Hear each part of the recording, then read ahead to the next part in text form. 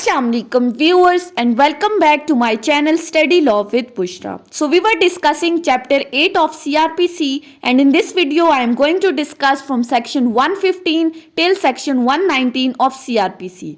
But before starting the discussion, I request you all to please subscribe to my channel and don't forget to press the bell icon for latest updates. Do share this video with your friends and don't forget to comment your feedback. So let's move towards the discussion. So starting from section 115 basically deal करता है copy of order under section 112 to accompany summon और warrant. अब आपको याद हो तो section 112 में हमने डिस्कस किया था ऑर्डर टू बी मेड कि जब भी मैजिस्ट्रेट किसी बंदे के अगेंस्ट सेक्शन 107, 108, 109 या 110 के अंडर कोई कार्रवाई करता है तो वो उस बंदे को एक शोकॉज नोटिस भेजता है और उसके लिए वो एक उसको रिटन ऑर्डर देता है. अब इस सेक्शन में कहा गया है कि जब कभी भी किसी बंदे के अगेंस्ट समन या वारंट इशू किया जाएगा जो हमने सेक्शन 114 में पढ़ा था तो उसके साथ इस ऑर्डर की कॉपी लगानी जरूरी है.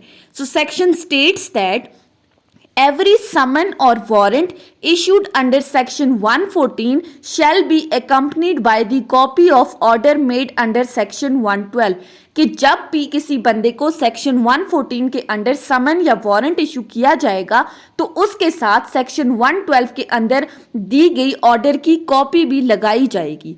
And such copy shall be delivered by officer serving or executing such summon or warrant to the person served with or arrested under the same. और ये जो कॉपी है शेल का वर्ड है ये किसको दी जाएगी? उस पुलिस ऑफिसर को जिसको वारंट एग्जीक्यूट करने के लिए अपॉइंट किया गया है या जिसको समन भेजने के लिए अपॉइंट किया गया है. और साथ ही साथ इस ऑर्डर की एक कॉपी उस बंदे को भी दी जाएगी जिसको अरेस्ट करने जा रहे हैं. उसके बाद आता है सेक्शन 116. सेक्शन 116 डील करता है power to dispense with personal attendance. अब डिस्पेंस से मुराद यहाँ क्या है कि इस्तिस्ना देना कि इस सेक्शन के अंडर मैजिस्ट्रेट को पावर दी गई है कि वो किसी बंदे की पर्सनल अटेंडेंस से उसको इस्तिस्ना दे दे. अब सेक्शन क्या कहता है? द मैजिस्ट्रेट मे का वर्ड यूज है वो कर सकता है if he see sufficient cause अगर उसको मुनासिब लगता है तो dispense with the personal attendance of any person called upon to show cause why he should not be ordered to execute a bond for keeping the peace. कि जब कभी भी वो किसी ऐसे बंदे को शोकॉज नोटिस भेजता है जिसको सोसाइटी के अंदर अमन कायम रखने के लिए बॉन्ड एग्जीक्यूट करना है तो वो उसकी पर्सनल अटेंडेंस से इस्तिस्ना कर दे सकता है उसको यानी माफ कर सकता है. And may permit him to appear by a pleader और साथ ही साथ वो उसको इस चीज़ की भी इजाज़त दे सकता है कि अगर वो खुद नहीं आ सकता तो उसकी जगह उसका लॉयर कोर्ट में पेश हो सकता है. नेक्स्ट है हमारे पास सेक्शन 117. सेक्शन 117 बात करता है inquiry as to truth of information कि अब जो इंफॉर्मेशन मैजिस्ट्रेट को मौसूल हुई है उसकी सच्चाई के लिए इंक्वायरी किस तरह से होगी उसको सच साबित करने के लिए. सो सेक्शन 117 कहता है when an order under section 112 has been read or explained under section 113 to a person present in court कि सेक्शन 112 के अंदर जो ऑर्डर इशू किया गया है वो या सेक्शन 113 के अंदर जब वो उस बंदे को पढ़कर या एक्सप्लेन करके सुनाया जाता है जो कि कोर्ट में प्रेजेंट है जिसने बॉन्ड एग्जीक्यूट करना है और when any person appears or is brought before a magistrate in compliance with or in execution of summon or warrant issued under section 114 या फिर सेक्शन 114 के अकॉर्डिंग जिस बंदे को मैजिस्ट्रेट के सामने पेश किया जाता है आया वो समन के थ्रू है या वारंट के थ्रू है तब क्या होगा? द मैजिस्ट्रेट शैल कंपल्सरी है मैजिस्ट्रेट क्या करेगा? Proceed to inquire into the truth of information upon which action has been taken. तो वो जो इंफॉर्मेशन उस बंदे के बारे में उसे मौसूल हुई है वो उसकी सच्चाई को जानने के लिए इंक्वायरी स्टार्ट कर देगा and to take such further evidence as may appear necessary और जो उसके सामने एविडेंस पेश किए जाएंगे वो उन एविडेंसेस को भी देखेगा। किस चीज के लिए वो ये सब कर रहा है? ताकि ये देखा जा सके कि जिस बंदे के बारे में उसे इंफॉर्मेशन दी गई है, आया वो बंदा अमन को खराब करने की कोशिश कर रहा है, क्या उसकी मौजूदगी से सोसाइटी में किसी किस्म का कोई फितना फसाद फैल रहा है। सेक्शन की क्लॉज 2 कहती है such inquiry shall be made as nearly as may be practicable in the manner prescribed in chapter 20 for conducting trial and recording evidence except that no charge need to be framed। अब ये section की clause 2 कहती है कि वो जो magistrate inquiry करेगा वो बिल्कुल उसी तरीके से करेगा जो चैप्टर 20 में बताया गया है, किसी भी ट्रायल को कंडक्ट करने के लिए या कोई भी एविडेंस रिकॉर्ड करने के लिए, सवाए इसके कि उस वक्त मैजिस्ट्रेट फर्दे जुर्म आयद नहीं करेगा, बाकी तमाम प्रोसीजर उसी तरह से अप्लाई होगा। नेक्स्ट है सेक्शन की क्लॉज 3। ये क्या कहती है? Pending the completion of inquiry under subsection 1, the magistrate, if he considered that immediate measures are necessary for prevention of breach of peace or disturbance of public tranquility or commission of any offence or for the public safety।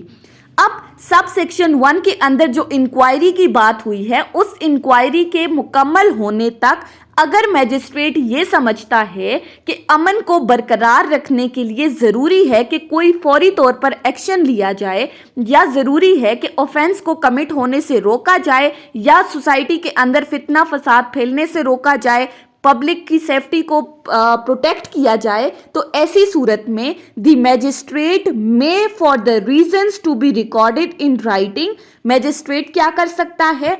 अपनी reasons record करेगा in written form. Direct the person in respect of whom under section 112 has been made to execute a bond with or without sureties for keeping the peace or maintaining good behavior until the conclusion of inquiry। तो magistrate उस बंदे को directions दे सकता है जिसके against section 112 के under order issue किया गया है कि वो बंदा पीस और सिक्योरिटी को मेंटेन करने के लिए बॉन्ड एग्जीक्यूट कराए, आया वो विद श्योरिटीज हैं या विदाउट श्योरिटीज हैं, जब तक कि ये इंक्वायरी मुकम्मल नहीं होती।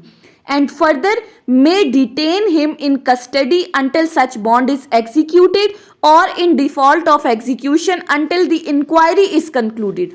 और वो साथ ही साथ मैजिस्ट्रेट उस बंदे को अपनी कस्टडी में भी रख सकता है जब तक उसने बॉन्ड एग्जीक्यूट नहीं कराया, या अगर बॉन्ड एग्जीक्यूट करने में उसने किसी किस्म का कोई डिफॉल्ट किया है तो जब तक इंक्वायरी कंक्लूड नहीं हो जाती वो उस बंदे को अपनी कस्टडी में रख सकता है। ये मैजिस्ट्रेट की पावर्स हैं।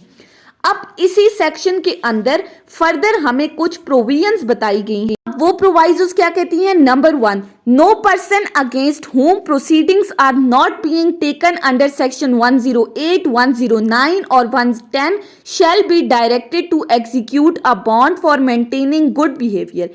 कि कोई भी ऐसा बंदा जिसके अगेंस्ट सेक्शन 108, 9 और 10 के अंडर प्रोसीडिंग्स कंडक्ट नहीं की गई, शेल मैंडेटरी है कि वो बंदा अपने बिहेवियर को मेंटेन करने के लिए बॉन्ड एग्जीक्यूट नहीं कर सकता। यानी जिसके अगेंस्ट किसी किस्म की प्रोसीडिंग स्टार्ट नहीं हुई उसके लिए जरूरी है कि वो बॉन्ड एग्जीक्यूट नहीं करेगा। प्रोवाइजो 2 कहती है the conditions of such bond whether is to amount thereof or as to provisions of sureties or the number thereof or pecuniary extent of their liability shall not be more onerous than those specified in the order under section 112।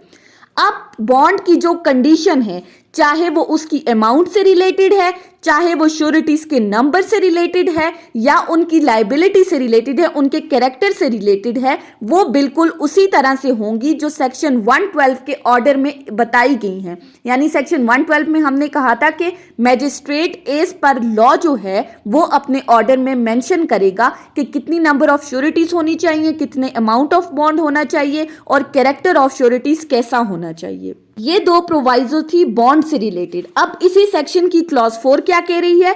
For the purpose of this section the fact that person is an habitual offender और is so desperate and dangerous is to render his being at large without security hazardous to community may be proved by evidence of general repute और otherwise.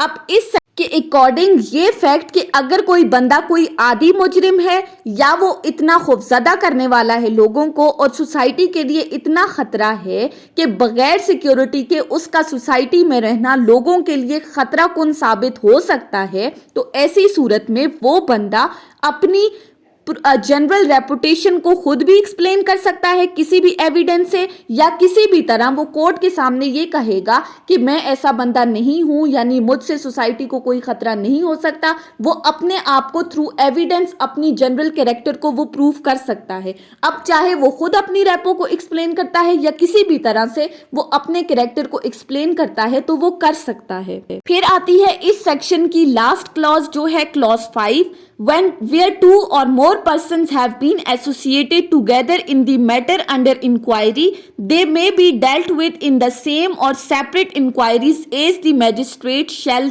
just think। कि जब दो या दो से ज्यादा बंदे किसी एक मैटर के अंदर इन्वॉल्व हैं और उनके अगेंस्ट इंक्वायरी की जा रही है, तो ये टोटली मैजिस्ट्रेट पे डिपेंड करता है कि वो इनकी इंक्वायरीज अलग अलग करता है या इन दोनों की इकट्ठी इंक्वायरी, इन दोनों को मिलाकर इनकी इंक्वायरी कर सकता है। It totally depends upon the discretion of magistrate. So ये था सेक्शन 117। उसके बाद आते हैं सेक्शन 118 के ऊपर। सेक्शन 118 बात करता है ऑर्डर टू गिव सिक्योरिटी। अब इसकी क्लॉज 1 कहती है if upon such inquiry it is proved that it is necessary for keeping the peace or maintaining good behavior as the case may be, that person in respect of whom an inquiry is made should execute a bond with or without sureties, the magistrate shall make an order accordingly। अब जो section 117 के अंदर inquiry की बात की थी, ये section कहता है कि अगर उस इंक्वायरी के थ्रू ये चीज़ प्रूफ हो जाती है कि इस बंदे से ज़रूरी है अमन को बरकरार रखने के लिए कि इस बंदे से बॉन्ड एग्जीक्यूट कराया जाए, तो चाहे वो विद श्योरिटीज़ है या विदाउट श्योरिटीज़ है, तो ऐसी सूरत में मैजिस्ट्रेट क्या करेगा, वो अकॉर्डिंगली ऑर्डर करेगा। उसके लिए मैंडेटरी है कि जब इंक्वायरी के थ्रू एक चीज़ प्रूफ हो गई तो फिर वो उसको बॉन्ड एग्जीक्यूट करने का ऑर्डर दे देगा। अब इस सेक्शन में भी कुछ प्रोविजंस ऐड की गई हैं। प्रोवाइजो फर्स्ट क्या कहती है, that no person shall be order to give security of a nature different from और of an amount larger than और for a period longer than that specified in the order made under section 112। कि किसी भी बंदे को जो security का order दिया जाएगा उसकी नेचर, उसकी अमाउंट ऑफ सिक्योरिटी और जो उसका ड्यूरेशन है, टाइम पीरियड है जो सिक्योरिटी लेने का, जो बॉन्ड लेने का, वो ज़्यादा नहीं होना चाहिए उससे जो चीज़ सेक्शन 112 के ऑर्डर के अंदर बता दी गई है। यानी सेक्शन 112 में जो बात हुई है कि कितनी सिक्योरिटी होनी चाहिए, कितना अमाउंट होनी चाहिए, श्योरिटीज़ कितने होने चाहिए, तो यहाँ पर जब मैजिस्ट्रेट ऑर्डर करेगा बॉन्ड का तो उसमें जो सिक्योरिटी की अमाउंट है, जो नंबर है, जो ड्यूरेशन है, वो सेक्शन 112 के बताए गए तरीके से ज़्यादा नहीं होना चाहिए। उसके बाद आते हैं प्रोवाइजो 2 के ऊपर। प्रोवाइजो 2 कहती है secondly the amount of every bond shall be fixed with due regards to circumstances of the case and shall not be excessive. अब जब मैजिस्ट्रेट बॉन्ड एग्जीक्यूट करने का ऑर्डर देगा तो वो जो अमाउंट ऑफ बॉन्ड होगी, शेल का वर्ड यूज हुआ है, कंपल्सरी है कि उसको केस के सर्कमस्टांसेस को देखते हुए फिक्स किया जाएगा और वो जो अमाउंट फिक्स होगी वो ज्यादा नहीं होनी चाहिए। यानी जो सर्कमस्टांसेस ऑफ द केस बता रहे हैं उन हालात के मुताबिक, केस के उस हालात व वाकयात को देखते हुए आपने बॉन्ड की अमाउंट को फिक्स करना है। मैजिस्ट्रेट ने ये चीज देखनी है, उसके लिए कंपल्सरी है। लास्ट प्रोवाइजो कहती है thirdly when a person in respect of whom the inquiry is made is a minor, the bond shall be executed only by his sureties। अब कोई ऐसा बंदा जिसके अगेंस्ट जो इंक्वायरी की गई है वो कोई माइनर है, यानी कि वो 18 साल से कम उम्र का है, तो ऐसी सूरत में उससे जो बॉन्ड एग्जीक्यूट कराया जाएगा वो उसके जमानतियों के थ्रू कराया जाएगा। माइनर्स के लिए श्योरिटीज बॉन्ड एग्जीक्यूट करेंगे, ये चीज कंपलसरी है, शेल का वर्ड यूज हुआ है। था सेक्शन 118 जिसमें डिफरेंट प्रोवाइजो बताई गई थी। अब आते हैं सेक्शन 119 के ऊपर। सेक्शन 119 बात करता है discharge of the person informed against, कि जिस बंदे के अगेंस्ट इंफॉर्मेशन दी गई थी उसको कब डिस्चार्ज किया जाता है। If on an inquiry under section 117 it is not proved that it is necessary for keeping the peace or maintaining good behavior, as the case may be, that the person in respect of whom the inquiry is made, कि अगर जो section 117 के अंदर inquiry की जाती है, magistrate जो inquiry करता है, अगर उससे ये चीज़ प्रूफ नहीं होती कि इस बंदे से गुड बिहेवियर मेंटेन करने के लिए, सिक्योरिटी पर्पसेस को प्रोटेक्ट करने के लिए ज़रूरी है कि इस बंदे से बॉन्ड एग्जीक्यूट कराया जाए, the magistrate shall make an entry on the record to that effect, and if such person is in custody only for the purposes of inquiry shall release him, and if such person is not in custody shall discharge him। तो फिर magistrate क्या करेगा, उसके लिए mandatory है कि वो इस चीज को अपने रिकॉर्ड में एंटर करेगा, और अगर वो बंदा कस्टडी में था इंक्वायरी पर्पसेस के लिए तो उसको फौरी तौर पर रिलीज कर दिया जाएगा, और अगर वो बंदा कस्टडी में नहीं है तो फिर उसको केस से डिस्चार्ज कर दिया जाएगा। ये था सेक्शन 119 कि अगर किसी बंदे के अगेंस्ट इंक्वायरी के बाद ये चीज प्रूफ हो जाती है कि इस बंदे से अमनो अमान को किसी किस्म का कोई खतरा नहीं है, तो ऐसी सूरत में मैजिस्ट्रेट फौरी तौर पर ऑर्डर करेगा कि अगर वो बंदा कस्टडी में है तो उसको रिलीज किया जाए, और अगर वो कस्टडी में नहीं है तो उसको केस से डिस्चार्ज कर दिया जाए। ये मैंडेटरी प्रोविजन है। सो ये थी हमारी आज की डिस्कशन सेक्शन 115 से सेक्शन 119 तक। नेक्स्ट वीडियो में हम स्टार्ट करेंगे सेक्शन 120 से। सो आई होप कि आपको ये लेक्चर समझ में आया होगा। अगर आपने इस वीडियो को अटेंटिवली सुना है तो अगर आपको ये वीडियो अच्छी लगी है तो इस वीडियो कमेंट करें और चैनल को सब्सक्राइब करना ना भूलें। Thank you so much for watching this video. Till then, अल्लाह हाफिज।